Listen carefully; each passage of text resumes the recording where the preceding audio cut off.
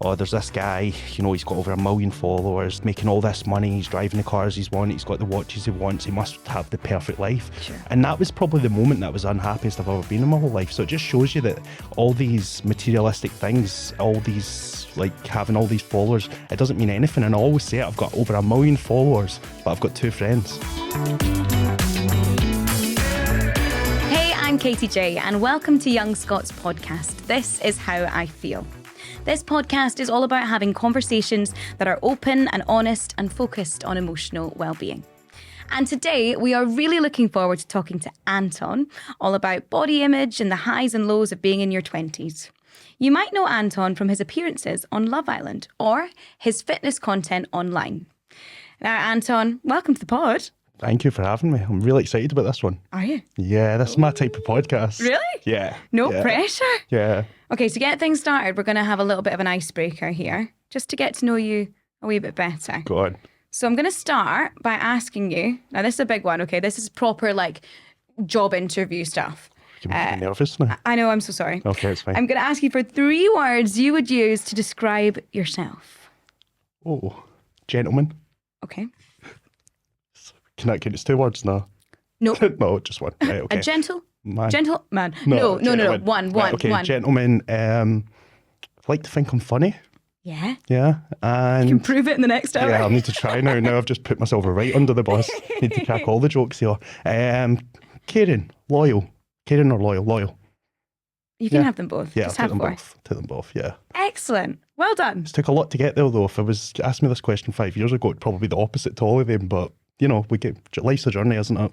Well, that's the segue I was going to do. So let's use that because you've done it perfectly. I want to know about that journey because you've recently, congratulations, happy birthday, you're 30. Yeah, 30 years old. You know what? It's funny leading into your 30th birthday, it feels like things change drastically, but it is just another birthday. But yeah, I feel like I need to have a lot of responsibility going into my 30s. We do pin a lot of a lot of stuff, a lot of weight to, certain milestones and certain numbers in our life. And 30, I think, is one of them. As someone who is approaching it myself, I do feel every so often in waves I have these moments of thinking, well, hang on, I should have achieved X, Y, and Z before this point. And then you have to talk yourself down and go, well, that's ridiculous because actually that's not how life works. That's not how, everyone's experience is so relative and so different. Yeah. But you mentioned earlier that if I'd asked you the question 5 years ago, the answers would have been different. Yeah. Do you think that you've done a lot of growing up in the last little while? Oh, massively. Just through life experiences, through doing shows like Love Island, my life was flipped right around when I done that show. And there's been a lot of things in my 20s that I'm proud of, and there's a lot of things that I'm not proud of. But it has made me the man I am today. So yeah, I'm grateful for that. And I think it's your harder times in life that are the ones that really stand out and make you different. I think that's the human experience to a T though, isn't it? Like, you've got to learn from your mistakes, you've got to make them, crucially. Yeah. The thing is, when you were doing your kind of figuring it out and being young and doing, maybe saying yes to things, saying, whatever, you were on camera and there was a bit more of a microscope on you. Did you feel that pressure? Yeah. I think that not so much when I did the show the first time. I think, you're 9 weeks in that villa and you get used to the cameras being there, which is fine. The first week's a little bit, I always remember that, the first week you're going to the toilet because there's actually a black camera in the toilet as well. And you're like, sort of covering yourself and everything, but then by the final week you're just like, don't care, because you're just used to it. But definitely coming off the show, I think there's a lot of pressure because I went from having 4,000 followers on Instagram to having over 1 million, and I just felt like anything you'd done was getting scrutinised effectively. So yeah, it definitely is a lot of pressure, especially at 24. I was going to say, you were a baby, really. Yeah, when I look back now, I actually was very young. At the time, I didn't think so, but yeah, it definitely had a massive impact on a lot of things. And obviously, when you kind of went recently, you went and did it again with a whole different mindset and as a whole different man. Yeah. Did that feel like you had the power back there and it was kind of you on your terms? It's interesting because I just got my life back to where I wanted it. In terms of my mental health. My mental health took a real dive really badly, to the point where I didn't actually want to be here anymore, which was always mad for me because I was the guy that was like the motivational guy. Everyone came to me for advice, but I took this massive turned to alcohol quite a lot. And I'd just got my life back around. And I felt great. I was in a good mindset. I came back to Scotland. And then Love Island came knocking on the door again.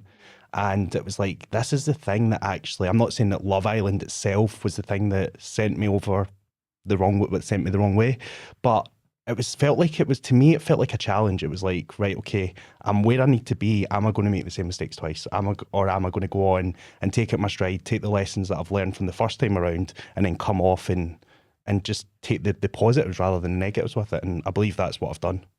So weirdly, quite a cathartic experience then for you, going back and doing it and saying, hang on a second, like this is where I should have been at the first time, and I'm going to reclaim that power. Yeah, I would say so. I would say that, I went back in and I wanted people to see who I was now and not, because when I was young, I was just young. I was a 24-year-old guy that, if I'm honest, I thought was better than what I was. And then I came off the show, and because I'd done so well, that then just pushed me to another level where I thought I was more famous than what I actually was. And, I was going to nightclubs, night in, night out. I'd done 86 personal appearances in 90 days. I was getting paid $3,000 about an appearance. So I'm making all this money. I just thought it was never going to end. Yeah. And it did actually change me as a person massively. So this time around, what I realised is like, you can come off, but when you don't have anything, no one's there. Like, that's what I realised when things started to drop down. No one was there. No one cared anymore. None of your friends were about anymore. No one cared.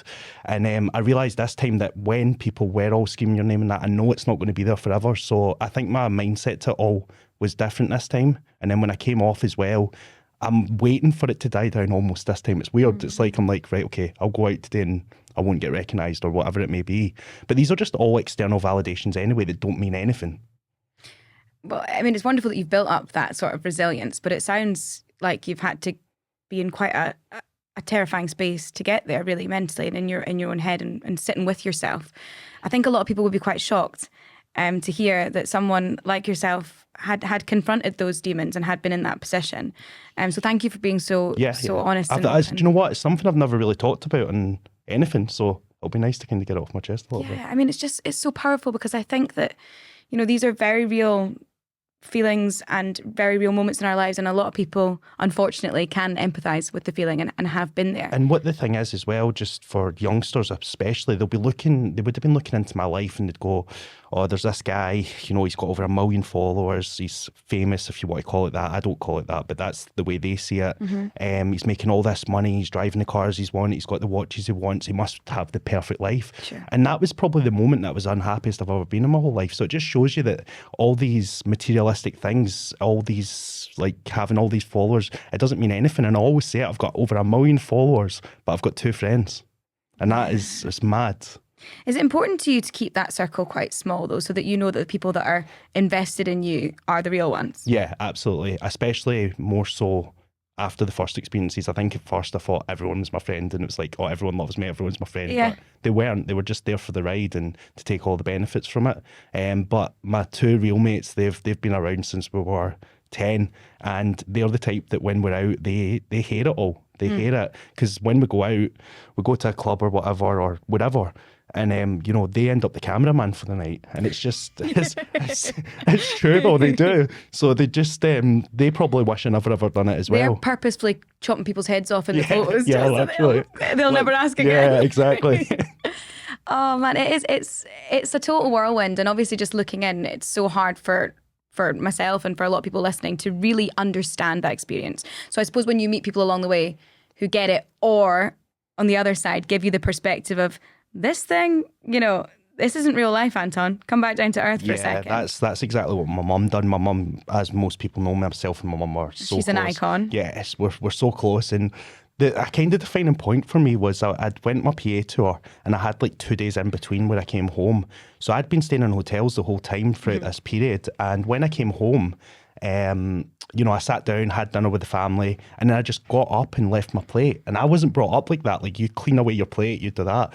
And my mum... I would never do that in front of your mother. No, exactly. You can imagine reaction. And I know we're not allowed to swear in this podcast, but she just went, you're not a celebrity in this house, get your plate and get it in the dishwasher. And I thought to myself, I looked at her and I thought, I would never have done that before. That's not the way I was brought up. So it just shows you that certain life experiences can change you. Absolutely. And what would you say to someone who looks at, the highlight reel, say on social media or in the press or whatever, and says, this is what I want, I want this kind of, what their idea of you and their idea of that equating to success. What would you say to them, having lived it? Because you said that was actually the toughest time of your life. Like, would you? Yeah, I just don't think anything's what it seems on social media at the end of the day, because no one's posting their bad days. Like, when I was going through that period, I mean, it's funny, I'm posting my fitness content and I'm half drunk posting my fitness content. Stop, really? Yeah. And I'm doing my client check-ins, I'm half drunk, and I was just trying to sort of dampen my reality through alcohol. So no one would have known anything. It would have looked like Anton's just normal. And I've only just came out and spoke about that smallly on my social media recently. And it's something that I do want to get across there, because I think in social media it is dangerous. I'd done a post the other day where I was talking about, there was an influencer that went on a flight a few years back. She went into business class and took a photo and posted it on her social media, but she walked back and sat in economy so that her followers could actually think she was flying and living a life that she wasn't living. So they're looking into lives that people are living. Well, they're looking into lives that they think people are living, and people aren't even living that life anyway. So it's a fake sort of measurement for them to look up to. And then that's going to cause internal struggles with the individual, going, how the heck do I get there? And what are they going to do to get there? Yeah, but if it's impossible, But then they need to think the reasons of wanting to get there. What is the reasons of getting there? Like, why do you want to be where we are? What's your reason for it? Because ultimately, as human beings, the bottom line is anything you want in life is to make you happy. Yeah. But why do you, so when I get 1 million followers, I'll be happy. When I get that car, I'll be happy. Why don't you just choose to be happy now? Do you know I've had this conversation with myself the last week? Yeah. Because I am obsessed with hitting this 10K on Instagram. And it's not 1 million followers. Obviously, it's all relative. Yeah. But I am beside myself going, well, maybe if I put on an outfit that I know I'm not going to want to wear, but if I run down the street and take a picture by that lamppost that influencer does it at, and I get the right outfits in the right shot, then maybe that'll be the thing that does it. And I can just come back and take off all my makeup and go to bed and wait for the likes to come in. That's not real life. Why am I fixating on that? It's because similar to what you said at the start, though, like with our birthdays, there's a milestone, isn't it? And that for you, that's a milestone. Yeah. And I get it, but when I came off the show the first time, I started to post my fitness content and I realised it wasn't getting as much engagement. So then I would start being like, right, who can I get a photo with so I get more likes? But the bottom line is, like, I'm the fitness guy. That's the stuff I like to post. It's my social media. I'm going to post what I want to post. I'm not going to post things to make other people happy. If you don't like it, don't follow me. And that's the way you should look at it. Because if you end up with over 10,000 followers, but they're not engaged with who you actually are, you'll lose them anyway. And I've got to keep doing that, running down the street.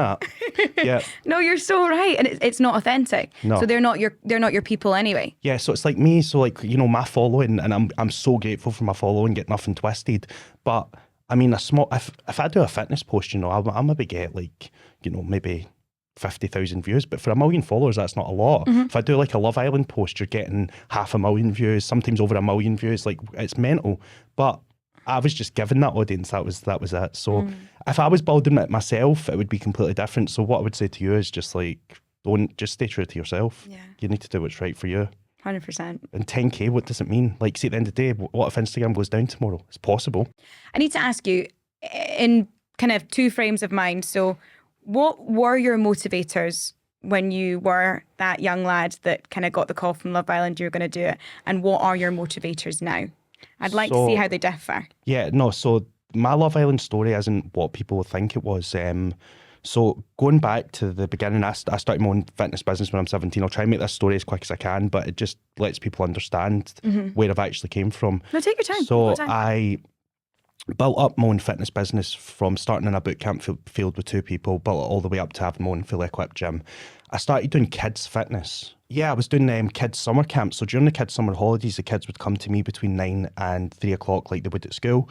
And I would teach them about exercise, healthy eating, team building, that type of stuff.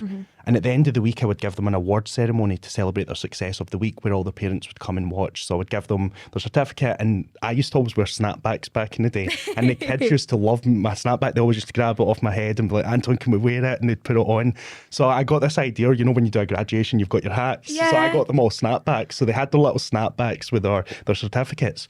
So what ended up happening was at the end of these ceremonies, the parents would come up and go, Anton, what have you done? My kid's like making their bed, they're cooking lunch, and they just want to live this healthy life. Like they want to be like you. And it gave me this idea to do it like bigger and better. So I got this idea. This was back in 2016 when exercise DVDs were still massive. Sure. I'm getting to Love Island, by the way. We're going to get there. No, I want to hear about the Jerry Halliwell DVD that we can buy. So I wanted to then, I was like, right, okay, what if I do like a kids exercise DVD? No one was doing it at the time. So I looked up what was the most successful exercise DVD of all time in the UK. Do you know who it was? You mean it wasn't Jerry? Oh, I don't know. Charlotte Crosby, which is Charlotte from Geordie Shore. I remember this. Yeah. I remember when she was doing that. Yep. So she sold the most copies. And at the time, so I'm this guy that's got all my qualifications under the sun. Yeah. And I'm like, God, like, how's this happened? I was like, right, I need to find her management. So I looked into her management and anyway, got in a call with them. They weren't interested in doing it because I wasn't a celebrity. They were like, we only work with celebrities.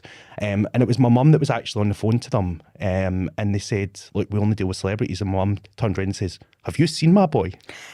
And they said, they were like, look, with all due respect, we only deal with celebrities. I love her so much. So my mum just went, look, just let me send you a few pictures of my son. And they went, right, there's our email address, sent over the photos. They called me back and they said, can we speak to Anton? So I came on the phone and they're like, listen, Anton, are you interested in doing like reality TV work? I went, no.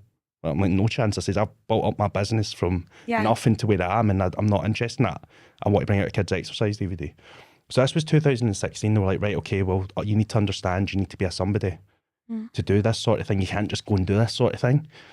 So I was like, right, leave it then, fine. So 3 years passed by, because obviously that's 2016. This management follow me on Instagram, follow me on Facebook, and I'm still building my business, but I'm not going to the level that I want to go to. And it's not been potentially for the money. The reason I got into fitness was to help as many people as possible. So yeah, I'm building it and, you know, I'm helping a lot of people, but I want to do more. And then 2019 comes in February. I became single on Facebook. The management phoned me up straight away and they went, They saw the post. They saw the post because they'd been following me. They'd been following me. So they phoned me up straight away and they went, I think we've got an opportunity for you to do Love Island this year. Do you want to do it?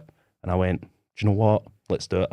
So Love Island for me was never about going on getting famous. If you look back to the root of the story, was I wanted to help kids and I wanted to do it in a bigger way.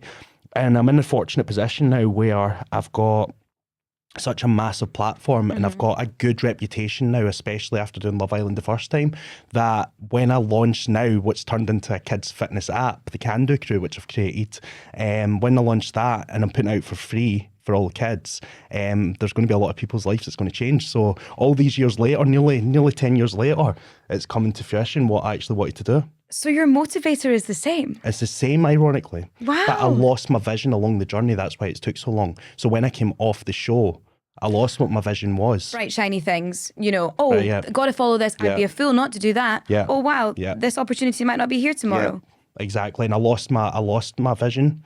And I was really annoyed at myself for years. And I think that's why I got into such a bad place, because I felt I let go of the opportunity when I was at the height of everything. And if I'd done it then and I kept beating myself up thinking about the past. And that's why I think I got into that rut of drinking. It was that bad at that time.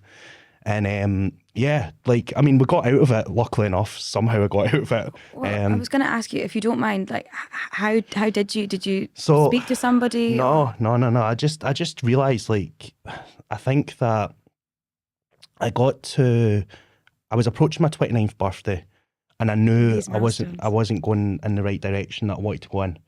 And it was weird, I talked to myself, right? So I can envision it. Okay, I talked to myself as well. So I kind of looked at myself in the mirror and I didn't like what I saw. And I was just like, right, all I ask, Anton, is give yourself a year, 1 year, give 110% every single day for a year. And if it doesn't go the way you want it to go, okay, go back to this if that's what you want to do. Mm-hmm. So I did, and it was funny because I was like, right, get out of Marbella. Marbella's a bad environment. That's that's the first thing I need to do is remove myself. Fly with the crows, you get shot with the crows. And I was in a bad environment, so I had to remove myself from that. Moved back home, started a few weeks, get right back into work, back into the Can Do Crew, back into my fitness business properly, really starting putting things in place. And then Love Island phone. And I was like, is this a sign? Is this giving me the chance again? Or is this challenging me? Mm-hmm. And I went, do you know what? Either way, I'm going to do it. But I'm going to stick to my roots when I come off the show this time. And yeah, we're here. I think that, like, mental stamina and strength should have been one of your 3 words at the very start, because that's remarkable. I think if you'd asked me that years ago, I used to, like, honestly, as much as I was cocky and I wasn't a great person in a lot of ways, I was so strong. Like, I would get through everything. Everything I've done, everything I touched turned to gold, and I believed I could do anything. If you told me to think I could run for that wall, I would have thought that. But because of the way the last 3 or 4 years have went, I think that my self-confidence and my self-belief dropped massively. And that's why I don't probably say that right now.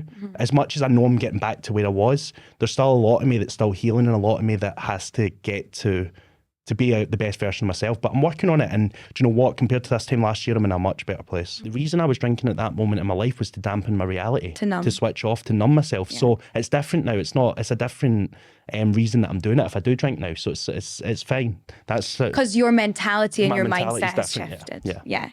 I mean, we got very deep there. I came on and said I was a funny guy, and then this has happened. Okay, tell a joke. Knock. No, don't. No. Obviously, you're doing amazing, and you're doing your fitness content, by the way, is excellent, and it is tapping into that audience and telling people that, you know what, wherever you've come from, this is something that you can do, and you can kind of, incorporate into your day to be a better version of yourself. You've been on a journey with your own body image to get to this point. Can you tell us a little bit about that? Yeah, of course. So growing up, I come from a foreign background. My dad's Italian.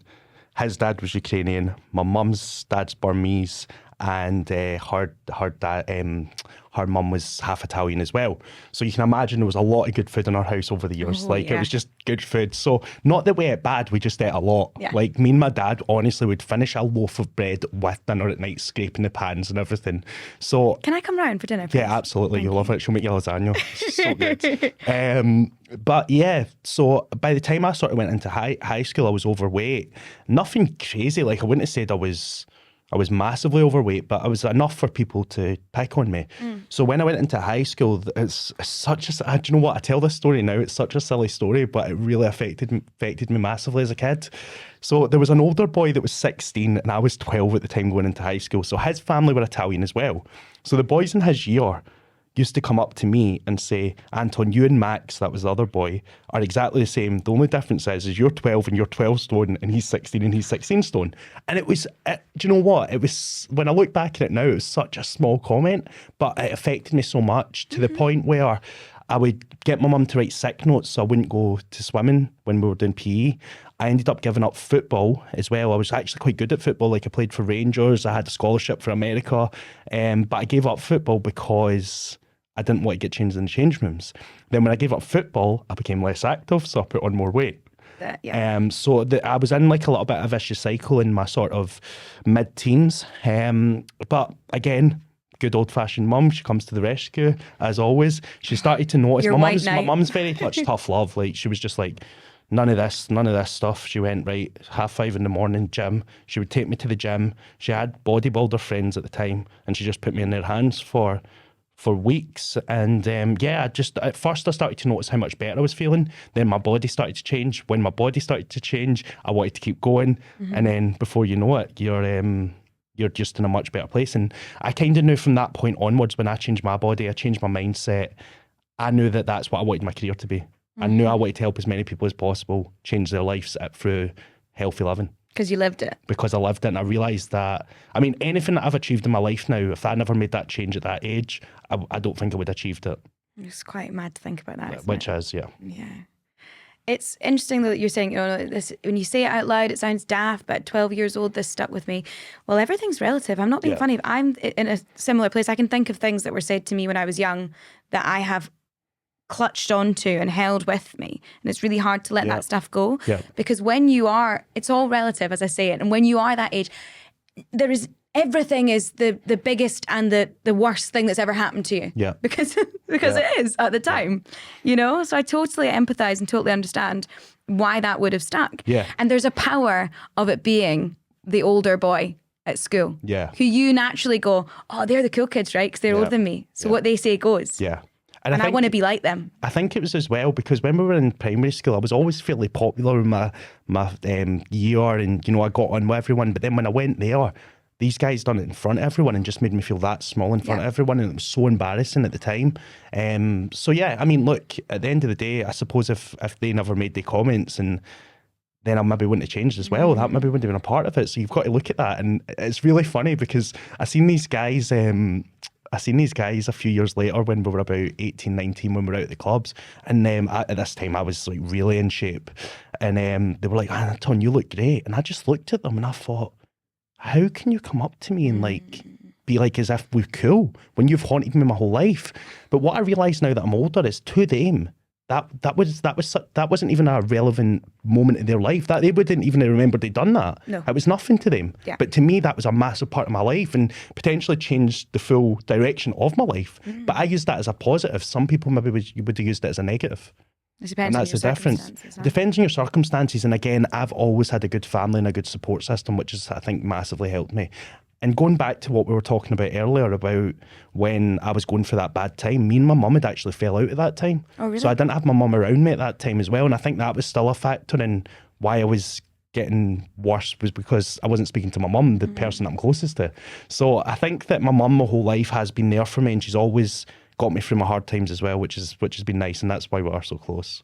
It's gorgeous. The relationship is really lovely. Yeah. It's really nice to It's see. an interesting one. No, I mean, I'm really close to my mum and I think it's really special. Because you're right, nobody gets you more and she's your anchor in a lot of things. And quite frankly, if anybody's going to tell you to wise up. Yeah, exactly. I mean, again, she could whip me into shape as well. I'd be quite terrified. You know what she's like.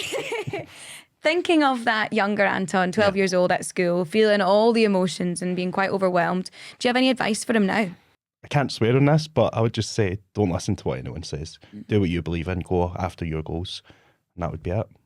Amazing. You can achieve anything you want to. And you have. Yeah. And it's just the start. It's just the start.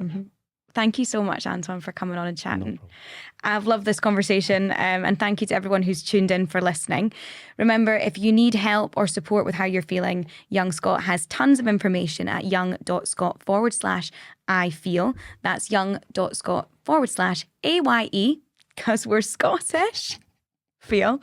If you want to follow Anton's work, you're probably already doing it. Let's be honest, but we're going to give you a pluggity plug anyway. Great. So make sure that you're following him on Instagram using Anton_DannyLook and on TikTok using @AntonDannyLook. Okay, and don't forget, if you're under 26, much younger than us, upsetting, be sure to get your free Young Scot National Entitlement Card with thousands of discounts in Scotland. And did you know this? Across Europe. Well, isn't that good? It's great. Subsidised public transport and a whole lot more. Visit young.scot/card for more info. Now, finally, Young Scot members can claim 100 reward points for listening to this episode by visiting Young Scot membership and typing in reality for your points code. That's your own code. Yeah, I thought that. Yeah, I gathered cool. that. Pretty cool, though. Pretty cool. If you're not a member yet, visit young.scot/membership to get started today and earn points for activities and access exciting rewards. So that is it from me. I hope you've enjoyed this episode of This Is How I Feel. And if you have, then please rate, subscribe, review, get involved. It means you'll get instant access as soon as the next episode drops. Looking forward to next time already. See you then.